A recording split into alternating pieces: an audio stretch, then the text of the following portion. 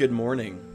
Last night, I played my first big pig list, and I wanted to let you know some of the insights that I had while playing. If you're interested in sharing similar insights about games that you've played and about how these new Iron Trust units are affecting Orc War clans, join the Discord. I'm always looking for more people to discuss how this army is going to shake out in the near future.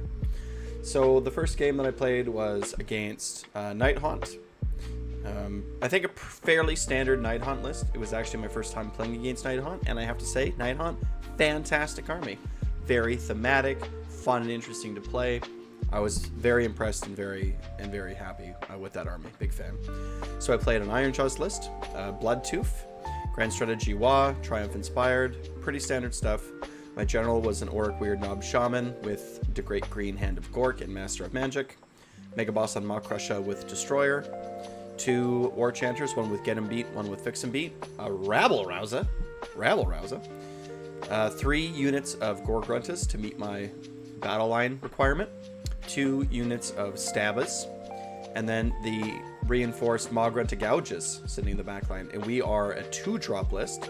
And the first drop is a unit of Stabbas and the 2 War Chanters. I feel like those are pretty safe to drop without revealing too much information. Okay, so that's the list. So what's the idea of this list? Well, the idea of the list is that we have a Maw-grunta and a reinforced unit of Gougers who are going to be really punchy and alpha strikey and really get in super early. After that, the Maw-gruntas kind of follow it up, right? They can sort of move around the map and maybe grab some screens, or they can push something off objectives. And then in the very far back, we have the Moon Clan Stabbas, which I put in the list because I just wanted to get objectives. I just wanted to grab objectives in the back line and have a really easy time contesting objectives. How did the game go? I didn't win, but it was very close. It was a very good game. One thing I learned about I'll talk about the Gougers last. I didn't like the Stabbas. I thought that the Stabbas were going to be good to grab backline objectives, but it was a mistake. I probably could have foreseen this early, but if you're going to play a really aggressive Alpha Strike army, you want to have as few points in the back as possible. So this is 240 points, which could have just easily been 160 points of Grots. It could have just been 160 points of Grots. So, like just Hobgrots, right? I could have had 2 units of Hobgrots that could have grabbed some objectives in the back line. So, I over-invested in holding objectives in the back line. The Moon Clan Stabbas, super early on, like turn 1, grabbed all the objectives. But then after that, they sat there and did nothing, right? And then as soon as my opponent got on top of them, they all just died anyway. So if all they're going to do is hold objectives and do nothing else and then die as soon as something contests them, they might as well be cheaper. So Rabble-rousa was awesome. Was a big fan of Rabble-rousa. Did exactly what I wanted him to do. The Orc Weird Knob Shaman was fine. The thing that I teleported forward was the War Chanters. I kept moving up one War Chanter and then teleporting up another War Chanter so that he was always within range. I think the Get 'em Beat was the one that I teleported up forward to try to get a unit of pigs into like a flank.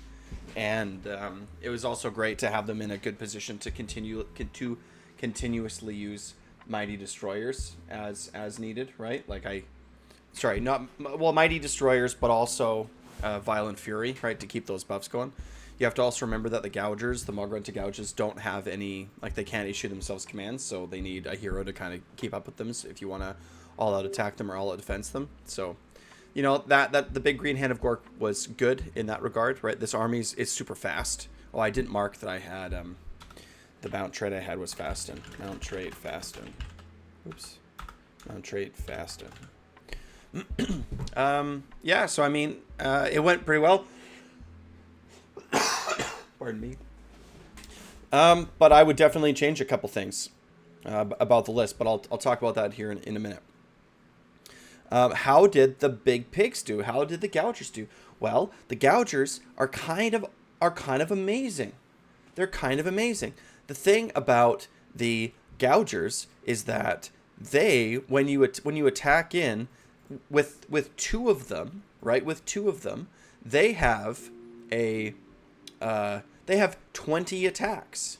They throw 20 dice at your opponent and no attack no attack that they have of all those 20 is worse than 3s and 3s with 1 rend and 2 damage. That's a lot of dice at some pretty good profile. I mean, like, okay, so if I'm just going to quickly look at a damage calculator here. If I'm throwing 20 dice with 3s and 3s with 1 rend, and let's say that you're buffing them with Violent Fury, because let's be honest, you're buffing them with Violent Fury.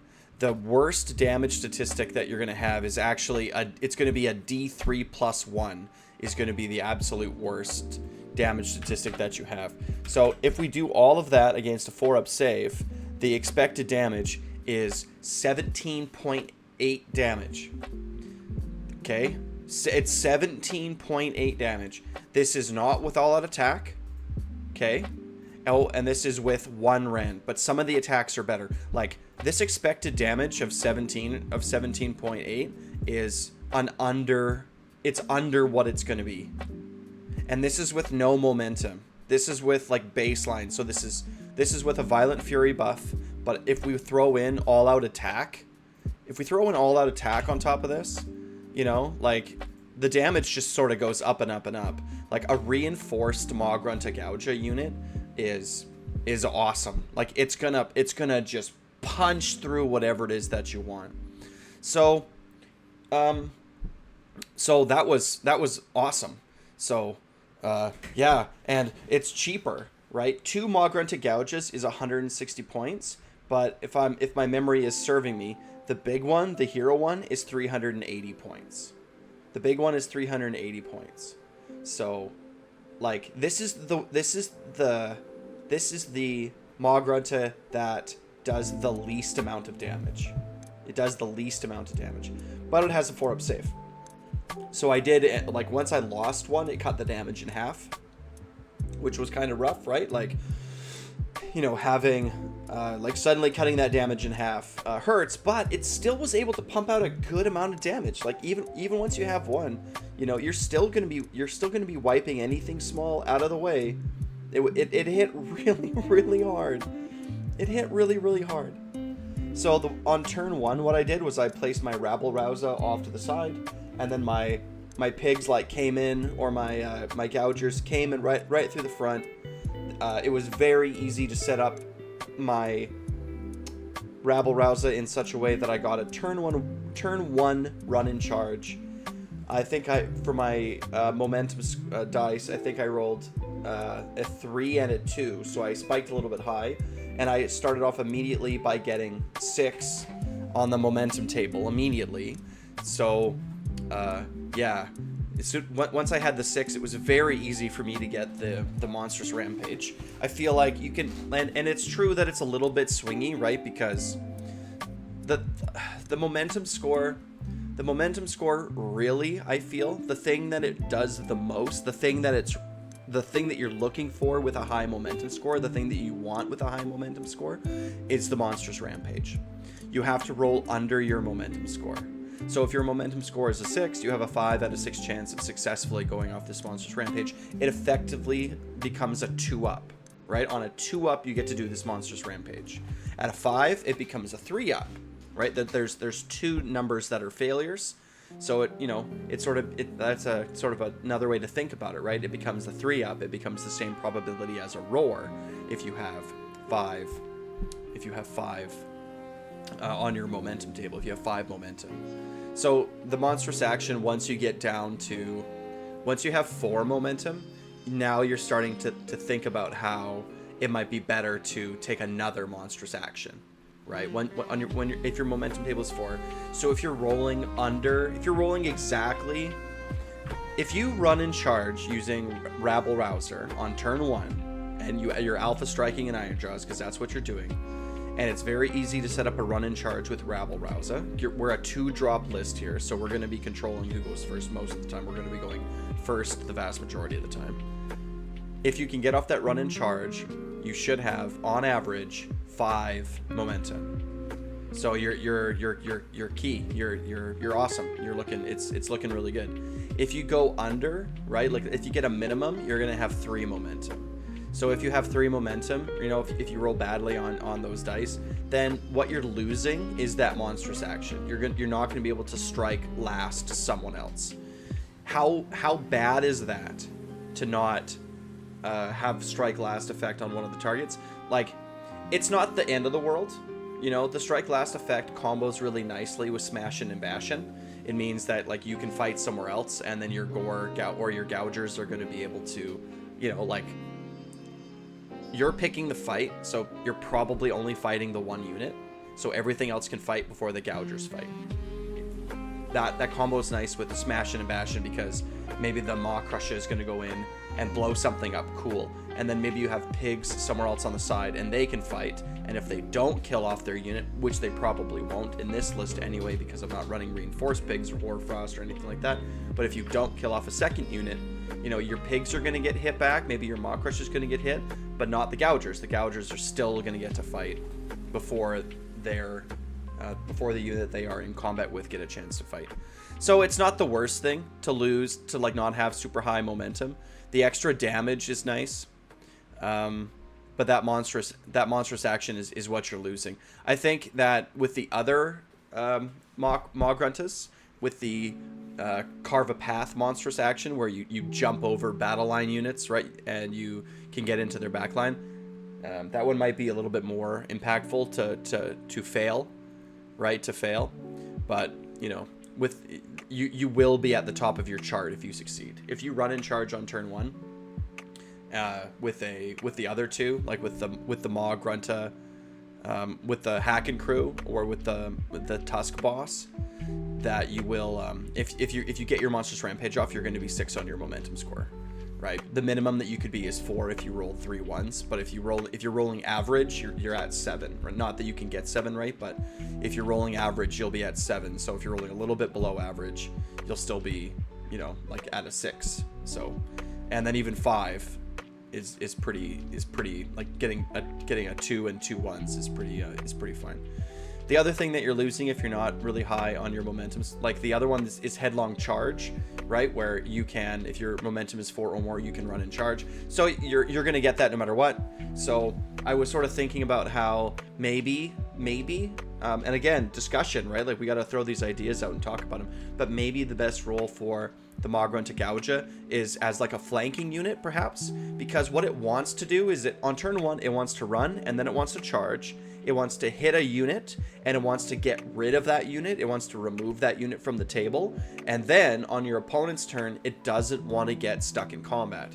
Because you lose a momentum at the end of every turn, if you're stuck in combat, you lose all your momentum, right? If you're stuck in combat, you lose your monstrous action.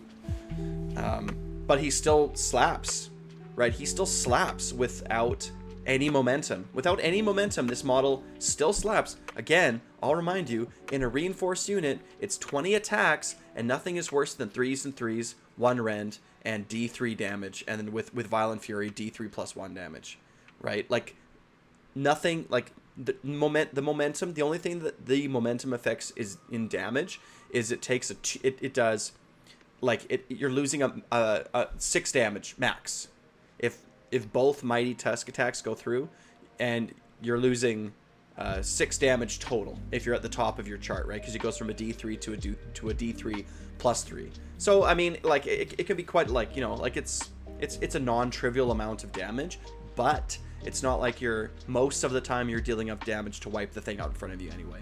So maybe the role for the Gouger, the best thing for it is to be reinforced, or maybe even not, but to hit a unit, to get rid of that unit, to avoid being stuck in combat, to maintain some momentum, and then on the next turn, as long as you have 4 or more momentum, which is not difficult to do if you're going to run and charge, then you can run and charge again.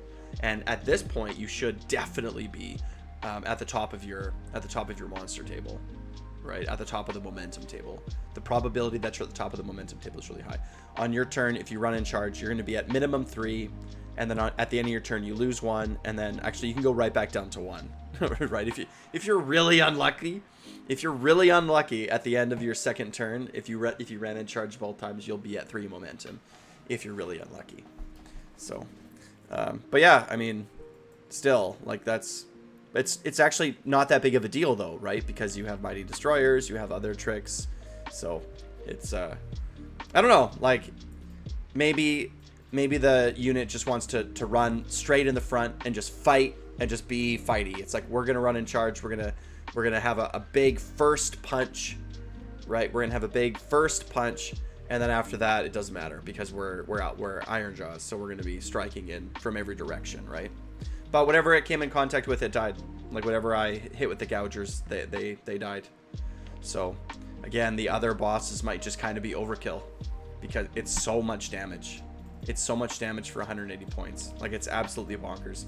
In my list creations, I was using the Arachnarok Spider as a stand-in, right? Because it's a behemoth and it also is... it's a behemoth and it's also 180 points, right? So, yeah, just... it's so much better than the Arachnarok Spider for the same point value. So much better than the Arachnarok Spider. Rabble-rousa was great, right? It was fantastic. Rabble-rousa, the way that it's worded is, it's like when you pick a friendly monster to do its thing. Like, when you pick a friendly monster to move, then you get it can run in charge as long as it ends closer, right? When a friendly monster is goaded, it can run and still charge later in the turn. However, a goaded unit must finish any kind of move except pile in closer to a unit with this ability. So as long as you are ending your charge closer to Rabble-rousa than you did when you started, right? So it's all of your monsters on the table, right? It's like when you pick a friendly monster to move, you can goad it. It's like all of your monsters, as long as you're setting up your battlefield properly and you're going first, right? So you're like, and so you can just deploy in such a way that, you know, it's like, okay, well, Rabble-rousa is going to be way over here, and then I'm going to auto run him 6 up the table, and you can sort of, like, without your opponent really being able to do much, you can sort of set it up that you're going to get what you want. Like, it's easy to do, you know. And he's only 100 points. And then after turn 1, after all your monsters run in charge, like, who cares?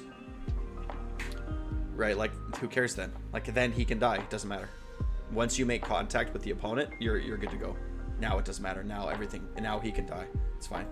His little D3 little bat ranged attack kind of thing is fine, right? It's good. But yeah, he can just die. It's okay. Yeah, I mean, super big fan. Really like the gougers. Overall, this list could use some improvement, which brings me to the next thing, which is what I'm going to play next time. Oops, this guy's wrong. Oh no, this guy's supposed to be a Maw-grunta gouger. So I changed the list a little bit after I played. I sort of sat with my friend, my opponent, and we talked about how this list could be made better. So what I did was I dropped the 2 units of Stabas. I got rid of the 2 units of Stabas, and I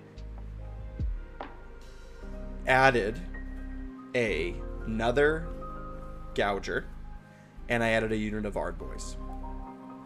I got rid of the 2 units of Stabas, and I got rid of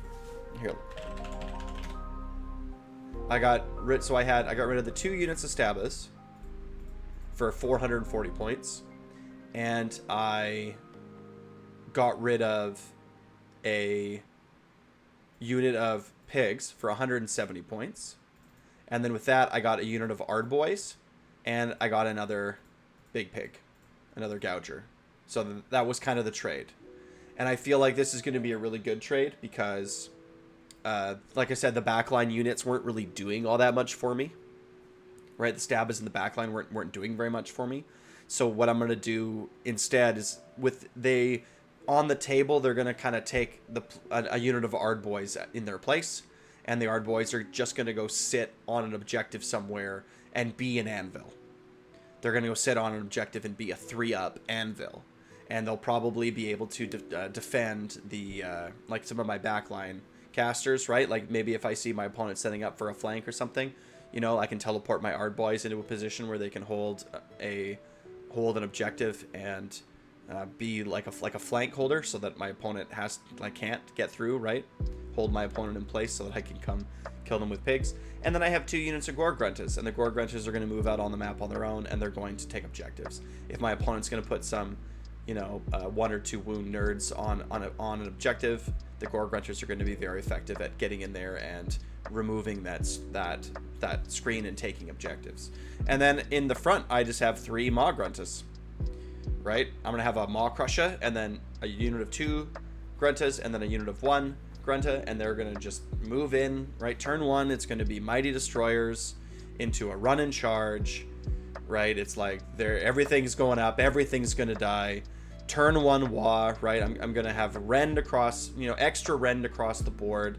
I could pop Destroyer if I wanted to. I can teleport the Maw-grunta into some tricks, after I Mighty Destroyer some stuff. Yeah, like, you're just so mobile. You're just so mobile. So, yeah, let me know in the comments what you think. Let me know, join the Discord and tell me what kind of experiences you've had with this army so far. And I'm very excited to see what else we can do with these new units. So, like, subscribe, and wah.